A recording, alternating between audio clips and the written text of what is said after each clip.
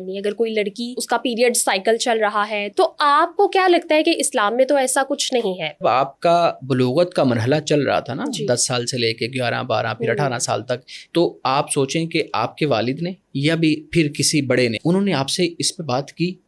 میرے خیال میں بہت کم لوگ ہوں گے 99% جو یہ کہیں گے کہ جب ہوئے تب پتہ چلا. جب کسی کو پتا ہے کہ یار اس کے جسم میں تبدیلیاں آ رہی ہیں اور وہ ایک شخص کے ساتھ بات کرتے ہوئے بہت اچھا محسوس کر رہا ہے, اور وہ پھر آہستہ آہستہ آہستہ آہستہ اس کو ابیوز کی طرف لے جاتے ہیں. دیکھیں نا کہ ہر علاقے کے اندر کچھ بلوغت کی عمر کا بھی فرق ہوتا ہے نا, کہ ایسا ہی ہے. لڑکیوں کو جب ہوتے تھے تب پتہ چلتا تھا, ٹھیک ہے, اور لڑکوں کو پھر باہر دوستوں سے یا ان کی کمپنی بعض اوقات, ٹھیک ہے. ہم جب ہاسٹلز میں ہوتے ہیں تو پھر ہاسٹلز میں چھوٹے بڑے سارے لڑکے ایک ہی جگہ پہ, لڑکیاں ایک ہی جگہ پہ رہتی ہیں, ٹھیک ہے. تو اس میں پھر ابیوز کے کیسز ہونے کا چانس بہت زیادہ ہوتا ہے. آپ کے جسم پہ زخم ہے, ٹھیک ہے, اور انہی دنوں میں پیریڈز بھی ہیں, تو اب آپ یہ سوچ سکتے ہیں کہ یار میں اگر نہاؤں تو پھر اس سے زخم خراب ہونے کا خدشہ ہے. وہ ڈاکٹر کا معاملہ ہے. 7 دن 8 دن آپ بچے کو چھٹی پہ بھیج رہے ہیں, یا پھر یہ ہے کہ آپ اس کے اوپر پابندیاں لگا رہے ہیں, اس کو سب کے سامنے ایک الگ طرح سے ٹریٹ کر رہے ہیں. میرے خیال میں یہ والی چیزیں نا ان کی جو ذہنی حالت ہے اس کے اوپر بہت زیادہ اثر انداز ہوتی ہیں. السلام علیکم ناظرین, آپ دیکھ رہے ہیں بلنٹ لائن نیٹ ورک اور میں ہوں آپ کی میزبان میمونہ لطیف چیمہ.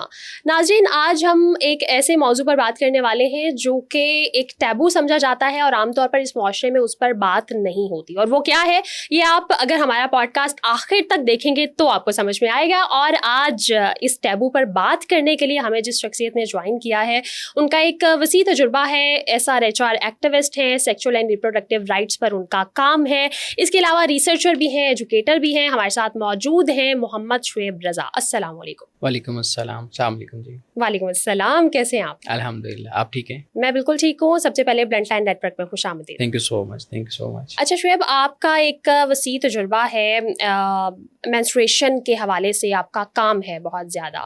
تو میرا پہلا اور بنیادی سوال آپ سے یہ ہے کہ کیا اس پر بات کرنا آج کے دور میں بھی اتنا اس کو مطلب ہم نے اسٹیریو ٹائپ کیوں بنایا ہوا ہے, وہ ایک ٹیبو کیوں تصور کیا جاتا ہے, اور ہم اوپنلی اس پر بات کیوں نہیں کر پاتے؟ تھینک یو سو مچ. بہت شکریہ آپ کے اس پلیٹ فارم کا, اور بہت شکریہ شی میٹرز کا کہ انہوں نے یہ پلیٹ فارم مہیا کیا کہ اس پہ بات کی جا سکے. اچھا, سب سے پہلے تو ہم یہ دیکھتے ہیں کہ ہمارے معاشرے میں اس موضوع پہ بات کیوں نہیں ہوتی, جبکہ ہم کہتے ہیں کہ ہمارا ایک مذہبی معاشرہ ہے اور ہم ایک ایجوکیٹڈ معاشرہ ہیں, ہم بچوں کی تربیت بہت اچھے سے کرتے ہیں, ہمارا جو فیملی سٹرکچر ہے وہ باقی معاشروں کے مقابل, باقی سوسائٹیز کے مقابل بہت اچھا ہے, ہم اس کی ایگزامپلز دیتے ہیں.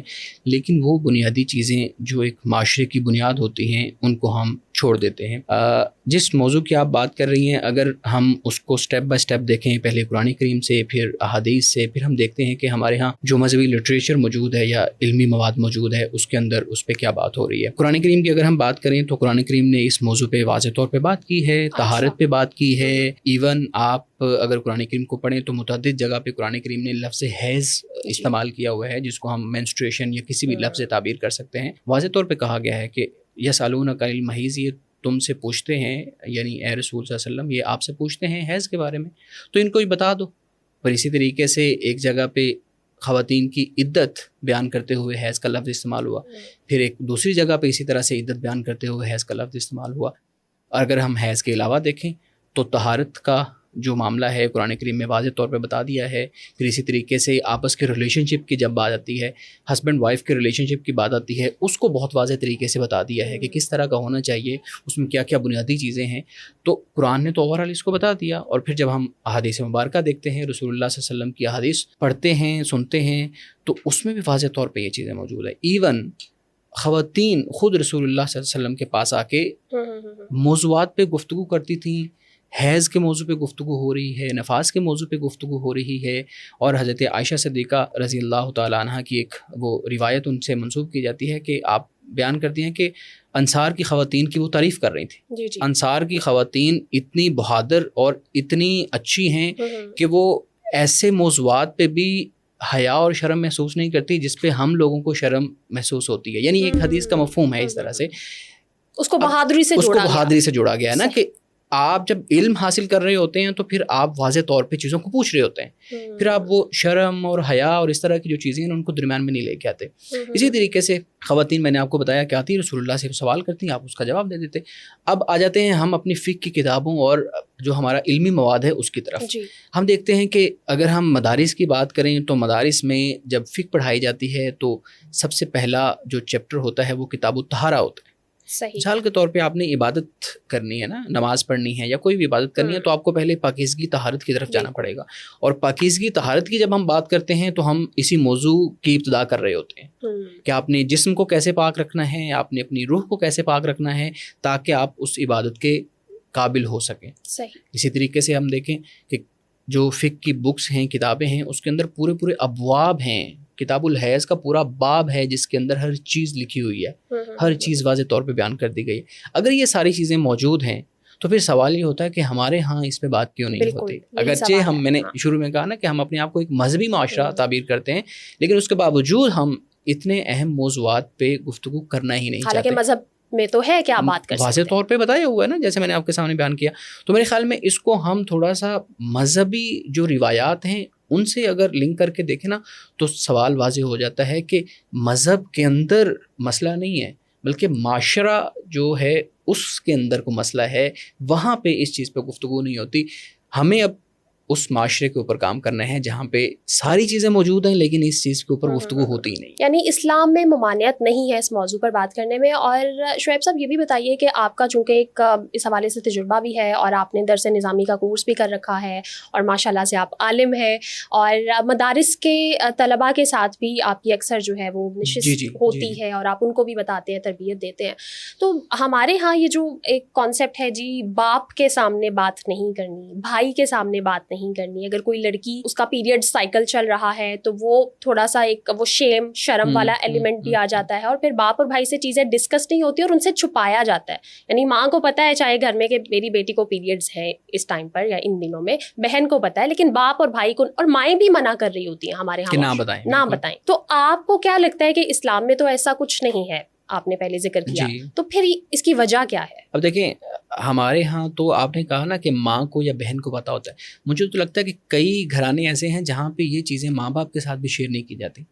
مثال کے طور پہ جتنے میرے سننے والے ہیں، اگر ہم ان سب سے کہیں کہ آپ تجزیہ کریں، اپنا یاد دہانی کریں کہ جب آپ کا بلوغت کا مرحلہ چل رہا تھا نا، 10 سال سے لے کے 11 12 پھر 18 سال تک یہ آپ کی ایج تھی، تو آپ سوچیں کہ آپ کے والد نے یا آپ کے بھائی نے یا آپ کی والدہ نے یا بھی پھر کسی بڑے نے، آپ کے دادا ہو سکتے ہیں، چاچا ہو سکتے ہیں، کوئی اور ماموں ہو سکتے ہیں، انہوں نے آپ سے اس پہ بات کی. میرے خیال میں بہت کم لوگ ہوں گے جو 99% جو یہ کہیں گے کہ جب ہوئے تب پتہ چلا نا. ایون لڑکوں سے بھی بات کریں نا تو اس کے بعد پھر ان سے بھی پوچھیں تو وہ بھی یہ کہیں گے کہ ہم سے بات نہیں کی. ٹھیک ہے، تو میرے خیال میں یہ والی جو صورتحال ہے نا یہ بہت خطرناک ہے. یہ ایک ہیلتھ کا معاملہ ہے، صحت کا معاملہ ہے. میرے فار ایگزامپل میرے جسم کا ایک حصہ ہے جس کا اگر میں خیال نہیں کروں گا تو وہ کہیں نہ کہیں خراب ہوگا. مثال کے طور پہ ذہن کا ہم خیال نہیں کریں گے تو وہ پھر ایسے معاملات کی طرف جائے گا جو مجھے جسمانی طور پہ بھی اور روحانی طور پہ بھی بہت خراب کر دے گا. اسی طریقے سے میرا پیٹ ہے، اس کی ضرورتیں ہیں، میرا ذہن ہے، میرے باقی اعضاء ہیں، اس کی ضرورتیں ہیں. تو جب ہر عضو کی ضرورت کے مطابق گائیڈنس نہیں ملے گی تو پھر وہ گائیڈنس کہیں سے اور سے آئے گی. اگر والدین نہیں دیں گے، باپ نہیں دے گا بچے کو، بھائی نہیں دے گا، ماں نہیں دے گی، بہن نہیں دے گی یا کوئی اور بڑا نہیں دے گا، تو وہ اوبویسلی کہیں نہ کہیں سے وہ ضرورت تو آپ کے اندر محسوس تو ہو رہی ہے. باڈی چینجز تو آ رہی ہیں نا، ہارمونل چینجز ہو رہے ہیں، لیکن اس کے اوپر اگر آپ کو کوئی انفارمیشن نہیں مل رہی، اتھینٹک انفارمیشن نہیں مل رہی جو آپ کو محفوظ رکھے اور آپ کے جسم کو بہتر جو ہے نا وہ محسوس کروائے، تو اس کا مطلب ہے پھر آپ کہیں سے وہ انفارمیشن لیں گے. اور پھر وہ جب انفارمیشن آپ لیں گے تو وہ انفارمیشن کس سورس سے آپ کے پاس آئے گی، اور جس سورس سے آپ کے پاس آ رہی ہے وہ سورس اس انفارمیشن کے بیک اینڈ پہ کیا سوچ کے بیٹھا ہوا ہے. میرے خیال میں اسی سے پھر ہمارے ہاں یہ جو ابیوز کے کیسز ہیں وہ شروع ہو جاتے ہیں کہ جب کسی کو پتا ہے کہ یار اس کے جسم میں تبدیلیاں آ رہی ہیں اور وہ ایک شخص کے ساتھ بات کرتے ہوئے بہت اچھا محسوس کر رہا ہے اور وہ پھر آہستہ آہستہ اس کو ابیوز کی طرف لے جاتے ہیں. تو ہمارے ہاں جب بچوں کے ساتھ ابیوز کے کیسز ہوتے ہیں وہ بھی اسی وجہ سے ہوتے ہیں کہ والدین بات نہیں کرتے.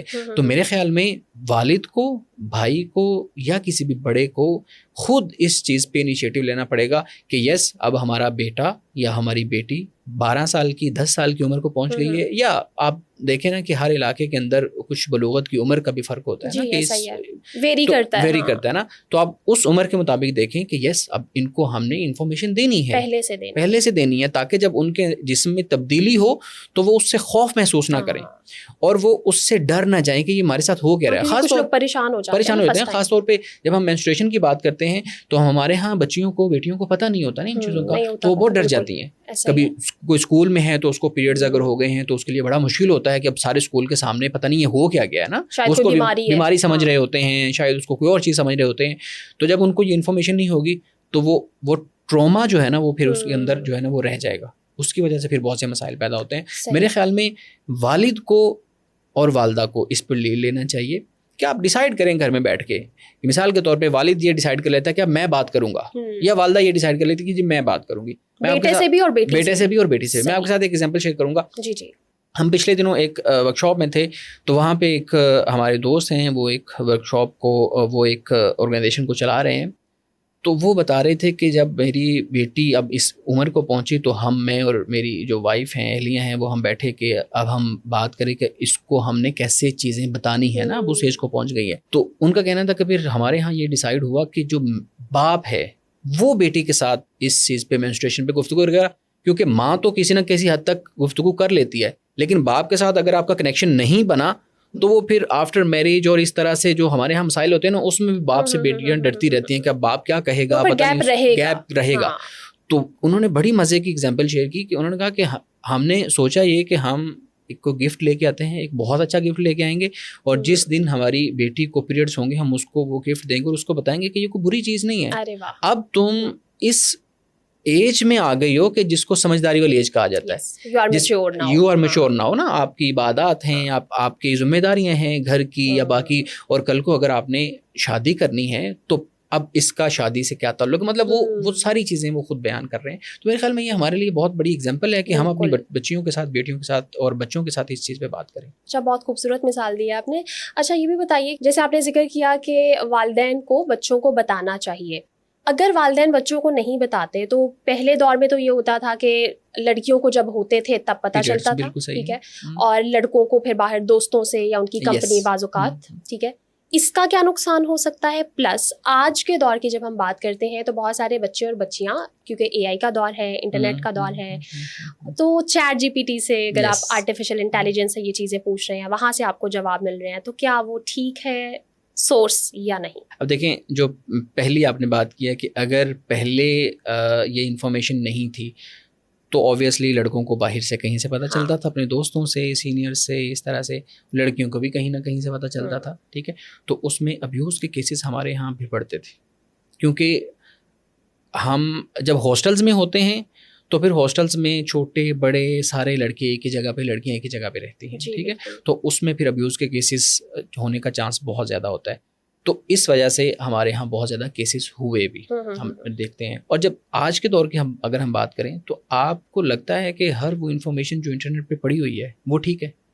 یعنی بہت سی انفارمیشن ایسی ہے جو بہت غلط بھی ہے, اور پھر انفارمیشن ہر علاقے کے مطابق ہے. فار ایگزامپل, اگر میں نے وضو کرنا ہے اور میں ایک اس سے کوئی ویڈیو دیکھ لیتا ہوں اور اس میں کہا گیا ہے کہ آپ وضو کے اعضاء کو بہت اچھی طرح دھو, لیکن میں دسمبر کے اندر اگر اسکردو میں بیٹھا ہوا ہوں اور میں نے وہ ویڈیو دیکھ لی ہے, تو وہ ویڈیو جو پنجاب کے اندر بیٹھے ہوئے شخص کے لیے بہترین ہے, اسکردو کے اندر بیٹھے ہوئے شخص کے لیے وہ نقصان دہ ہو سکتی ہے, وہ ریلیونٹ نہیں ہے.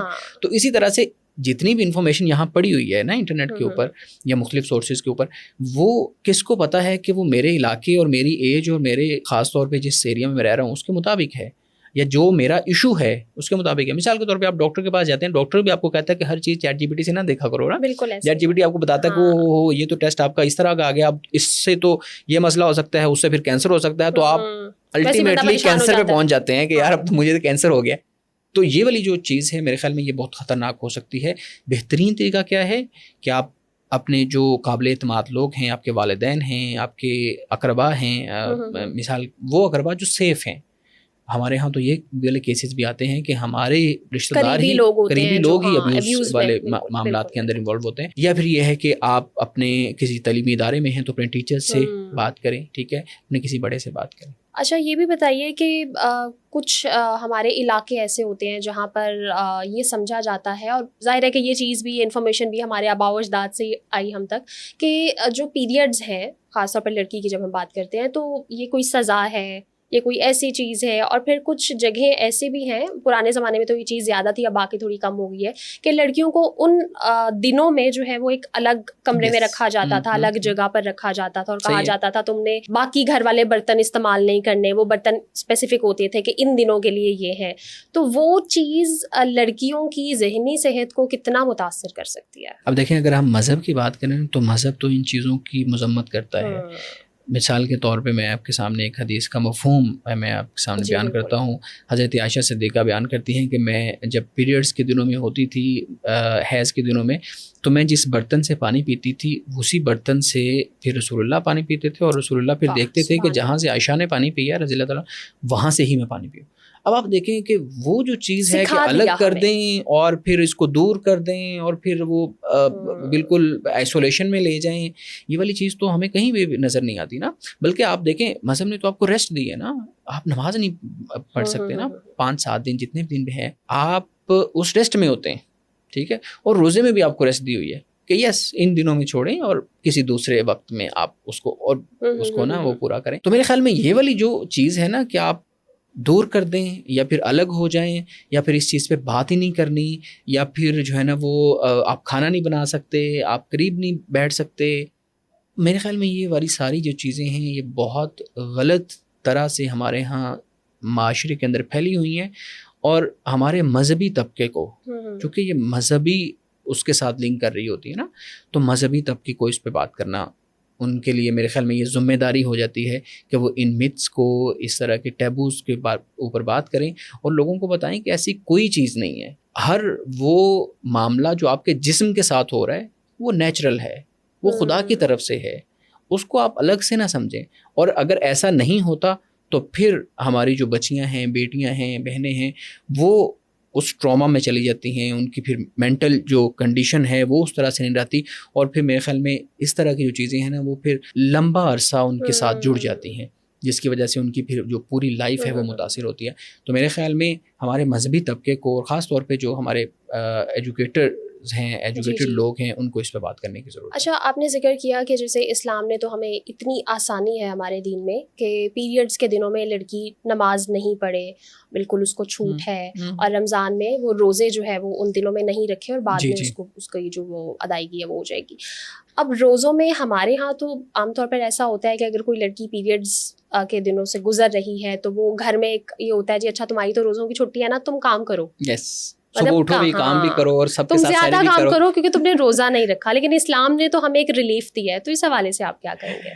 دیکھیں، ایک تو اس کے ساتھ یہ بھی جوڑ لیں کہ ہمارے ہاں کہا یہ جاتا ہے کہ آپ بھائی کو نہیں بتا سکتے، باپ کو نہیں بتا سکتے، ان کو محسوس بھی نہیں کروا سکتے. اگر ایک لڑکی وہ اپنے پیریڈز کے دنوں میں ہے اور رمضان ہے تو آپ کو صبح اٹھنا بھی پڑے گا، ٹھیک ہے، سحری بھی کرنی پڑے گی، آپ کو افطاری بھی کرنی پڑے گی، آپ کو سارا دن اسی ماحول میں ہی رہنا پڑے گا، اور بھوکے پیاسے بھی رہنا پڑے گا. اگر شدید پیاس لگی ہے تو پانی چھپ کے پینا ہوگا نا. یہ والی جو ساری چیزیں ہیں ان کی کوئی حیثیت نہیں ہے نا، ان کی بالکل کوئی حیثیت نہیں ہے. آپ کو خدا کی طرف سے ایک چھوٹ ملی ہے نا. خدا نے جب اس چیز کو بیان کر دیا ہے نا، خدا کے پیغمبر صلی اللہ علیہ وسلم نے جب اس چیز کو وعدے کر دیا ہے، تو پھر میرے خیال میں اس کے اوپر تو کوئی بات ہونی ہی نہیں چاہیے نا. جب واضح طور پہ ساری چیزیں کہہ دی ہیں تو پھر ہم اس کو کیوں چھپا رہے ہیں؟ باپ کو بھی، بھائی کو بھی یہ چیز سمجھنا ہوگی کہ ہماری بیٹی اب کن ایام میں سے گزر رہی ہے، یا ہماری جو وائف ہے، ماں ہے، وہ کن ایام میں سے گزر رہی ہے. تو میرے خیال میں اس چیز کو ختم کرنا پڑے گا. اور یہ جو دوسری آپ نے بات کی نا کہ زیادہ کام کرو اور زیادہ چونکہ تم نے روزہ نہیں رکھا ہوا تو اب سارے، میرے خیال میں یہ بھی ایک زیادتی ہے نا. کیا آپ کسی ایک جان کے اوپر اتنا بوجھ ڈال رہے ہیں، میرے خیال میں جو اس کے لیے قابل برداشت نہیں. کیونکہ لڑکی ان دنوں میں ظاہرہ پیریڈز کرامپس بھی ہیں، ہم پین سے بھی گزر رہے ہیں، اور ایک تکلیف بھی ہے، باڈی پین بھی ہے، موڈ سوئنگز بھی چینج ہو رہے ہیں، اور میڈیکلی ساری چیزیں ریسرچ کے اکارڈنگ یہ مطلب ثابت ہو چکی ہیں کہ ایسا ہوتا ہے، لیکن اس کے باوجود ایسا ہو رہا ہے. میرے خیال میں یہ بہت غلط رویہ ہے، اس کے اوپر ہمیں ضرور بات کرنی چاہیے. صحیح. اچھا یہ بھی بتائیے، چونکہ آپ اس حوالے سے تربیتی ورک شاپس بھی دیتے ہیں بہت سارے ینگسٹرز کو، کہ بہت ساری متس بھی ہیں جو پیریڈز سے جڑی ہوئی ہیں، تو پلیز آپ وہ کلیئر کیجیے گا. नंबर 1 कि इन दिनों में नहाना नहीं चाहिए, शॉवर नहीं लेना चाहिए और आपको बहुत ज़्यादा पानी का इस्तेमाल नहीं करना, तो क्या ये मिथ्स हैं या इनका रियलिटी से कोई ताल्लुक है? क्योंकि आपकी पर्सनल हाइजीन तो फिर इससे इफेक्ट होती है देखिए, ना। मज़हब तो इस पे कोई आपको रिस्ट्रिक्शन नहीं लगाता। हम्म। अगर मेडिकली मिसाल के तौर पे आपके जिस्म पे ज़ख्म है, ठीक है, जी। और उन्हीं दिनों में पीरियड्स भी हैं, तो अब आप ये सोच सकते हैं कि यार मैं अगर नहाऊं तो फिर उससे ज़ख्म ख़राब होने का खदशा है, वो डॉक्टर का मामला है, वो मज़हब का वो मतलब मेरे ख्याल में मज़हब ने तो वाज़ेह तौर पे चीज़ें बता दी हैं। तो मज़हब तो आपको नहीं रोकता कि आप पानी इस्तेमाल करें, आप पानी ज़्यादा पिएं, आप अपनी एक्टिविटीज़ करें। इवन हर तरह की एक्टिविटी करने की इजाज़त दी गई है, हर तरह की एक्टिविटी करने की इजाज़त दी गई है। बहुत सी, हम अगर फ़िक़्ह की बात करें तो बहुत से फ़ुक़हा ने ये भी इजाज़त दी है कि आप जो है ना वो कुरान करीम की तिलावत भी कर सकते हैं। इस तरह से भी चीज़ें हैं, मतलब इस तरह से भी चीज़ें बयान की गई हैं ना उसके हमारे लिए यहाँ। कुछ कंडीशंस होंगी या कुछ? यस, आप उसको ये एक लंबा थोड़ा सा टॉपिक हो जाएगा, लेकिन मेरे ख्याल में इस चीज़ को भी देखना ज़रूरी है कि हमारे यहाँ बहुत ज़्यादा जो सख्ती तालीमी इदारों के अंदर हो जाती है ना, कि अब 7 दिन 8 दिन आप बच्चे को छुट्टी पे भेज रहे हैं, या फिर ये है कि आप उसके ऊपर पाबंदियाँ लगा रहे हैं, उसको सबके सामने एक अलग तरह से ट्रीट कर रहे हैं। मेरे ख्याल में ये वाली चीज़ें ना उनकी जो ज़हनी हालत है उसके ऊपर बहुत ज़्यादा असरअंदाज होती हैं। तो इन चीज़ों को भी नॉर्मलाइज़ हमें करना चाहिए कि मज़हब ने आपको बहुत ज़्यादा रुख़्सत दी हुई है चीज़ों के अंदर, तो आप उन रुख़्सतों को इस्तेमाल करें और हमारे जो लोग हैं, हमारे जो नौजवान हैं, उनको एक आम ज़िंदगी जीने दें। अच्छा शुएब साहब, ये भी बताइए कि हमारे यहाँ ये समझा जाता है कि मज़हब के मुताबिक जब कोई लड़का या लड़की बालिग हो गई है, एक बलूगत की स्पेसिफिक उम्र में वो पहुँच चुकी है, तो उसके बाद वालिदैन पर ज़िम्मेदारी है कि उसका फ़र्ज़ जो है वो अदा कर दिया जाए, और फ़र्ज़ से मुराद ली जाती है शादी। अब आप मुझे ये बताइए कि अभी रिसेंटली अगर हम ये भी इस्लाम में ये कॉन्सेप्ट भी है कि जो स्टेट है, जो रियासत है, उस वक्त के जो कवानीन हैं उनको फॉलो करना, वो भी हमें इस्लाम ने ही सिखाया है। अभी हम रिसेंटली देखें 2026 में फरवरी में एक चाइल्ड मैरिज रिस्ट्रेंट ऑर्डिनेंस आया। इससे पहले जो है वो चाइल्ड मैरिज रिस्ट्रेंट ऑर्डिनेंस 1929 वाला चल रहा था। अब ये जो 2026 वाला आया, अब रिसेंटली मई में 27 अप्रैल को वो असेंबली से पास हुआ, और मई के महीने में जो है वो कानून बन चुका है कि 18 साल का मर्द, 18 साल की औरत, यानी उससे पहले वो चाइल्ड कंसीडर होंगे और वो शादी नहीं हो सकती। पंजाब की हम बात कर रहे हैं।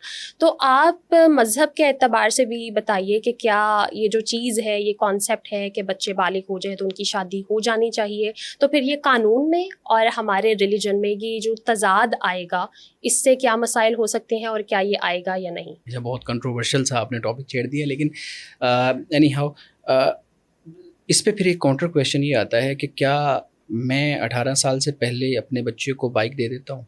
क्या मैं 18 साल से पहले अपने बच्चे के हाथ में पिस्टल दे देता हूँ? क्या मैं 18 साल से पहले अपने बच्चे के हाथ में 4 करोड़ का बिज़नेस दे देता हूँ? क्या मैं 18 साल जब जैसे ही उसकी एज हुई है उसको गाड़ी दे के बाहर भेज देता हूँ? इसका जवाब होगा नहीं, नहीं ना करते हम।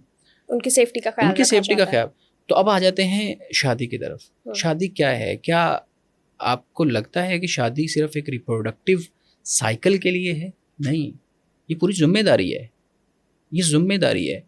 इसीलिए कहा गया ना कि मर्द जो है ना वो जिम्मेदार है अपने फैमिली का, वो जवाबदेह है कि भाई एक शादी की थी तुमने, तुम्हारी वाइफ थी, तुम्हारे बच्चे थे, अब उनके साथ कैसे ज़िंदगी गुजारी है, उन्हें उनके नानो नफ़का का ख्याल, यानी ये सारी चीज़ें ज़िम्मेदारी में आती हैं ना। इसी तरीके से कुछ ज़िम्मेदारियाँ ख़ातून पे भी आती हैं, जो अहलिया है, जो वाइफ है, उसके ऊपर भी आती हैं।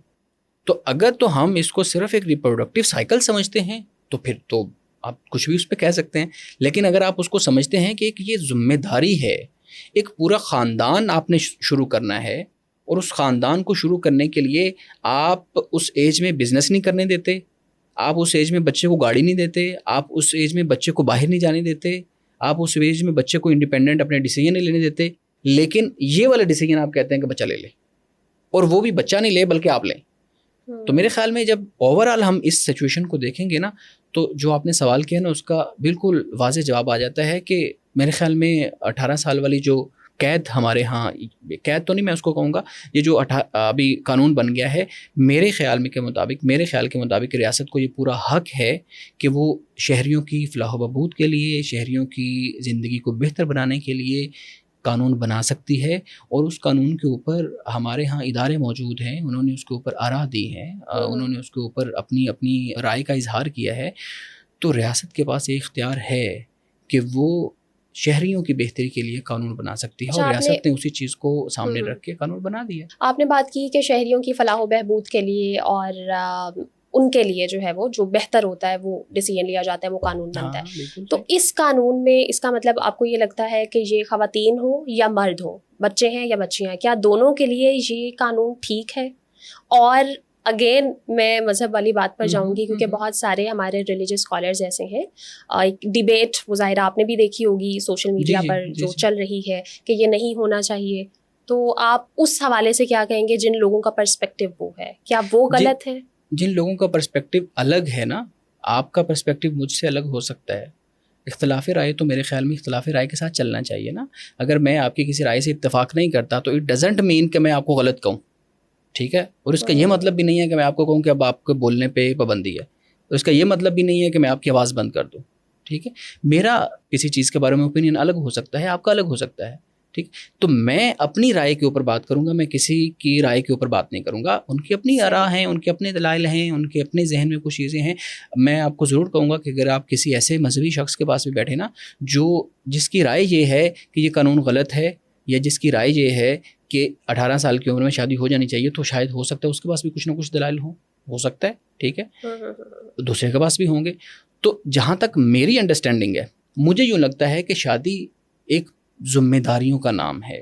آپ جب ایک روم کے اندر انٹر ہوتے ہیں نا، تو آپ ایسے ہی انٹر نہیں ہو جاتے، آپ کے پاس ایک پورا ایک مائنڈ سیٹ ہوتا ہے نا کہ اب میں نے اندر جا کے کیا کرنا ہے، میری کیا کیا ذمہ داریاں ہوں گی، کن کن فرائض کو میں نے نبھانا ہے، یہ والی چیزیں ہیں ساری۔ تو آپ جب بھی ڈیسیجن لیں گے، آپ بہت سوچ سمجھ کے ڈیسیجن لیں گے۔ ٹھیک ہے، اچھا اسی حوالے سے ایک اور سوال میں آپ سے یہ کرنا چاہوں گی کہ کیا ایسا بھی ہوتا ہے کہ وقت کے لحاظ سے کچھ ڈیسیجنس، کچھ چیزیں بدل جاتی ہیں، اور اس دور پر شاید یہ ڈیسیجن ٹھیک تھا اور اب آ کے ہم کہہ رہے ہیں کہ نئی چیزیں، کیونکہ ہیلتھ والی چیز بھی ہم دیکھ رہے ہیں نا، کیونکہ ریسرچ کے اکارڈنگ جو ارلی چائلڈ میرجز ہیں اس میں لڑکیاں خاص طور پر ان کی ریپروڈکٹیو ہیلتھ بھی متاثر ہوتی ہے، ان کی مینٹل ہیلتھ بھی افیکٹ ہوتی ہے، ان کی فزیکل ہیلتھ بھی افیکٹ ہوتی ہے۔ تو کیا یہ اس طرح سے بھی چیز ہم دیکھ سکتے ہیں کہ وقت اور دور کے لحاظ سے چیزیں بدلتی ہیں؟ بالکل، آپ کا جو پورا فقہ کی جو ہمارے ہاں بحث ہے، جو فقہ کا پورا جو علم ہے، وہ اسی صورت میں ہے کہ جیسے جیسے مختلف ادوار میں تبدیلیاں آتی جاتی ہیں، ویسے ویسے آپ نئی ایک چیز کو ضرورت کو محسوس کرتے ہیں نا، اس کے بعد آپ اس کے اوپر علماء بیٹھتے ہیں، اہل علم بیٹھتے ہیں، وہ کوئی ڈیسیجن لیتے ہیں، اس کے بعد کوئی 20 سال بعد وہ چیز آؤٹ ڈیٹڈ ہو جاتی ہے، کوئی نئی چیز آ جاتی ہے، تو پھر علماء بیٹھتے ہیں، اس کے اوپر بات کرتے ہیں۔ تو میرے خیال میں یہ شروع سے ابھی تک یہی چیز چلی آ رہی ہے، اور یہ وسعت ہونی چاہیے۔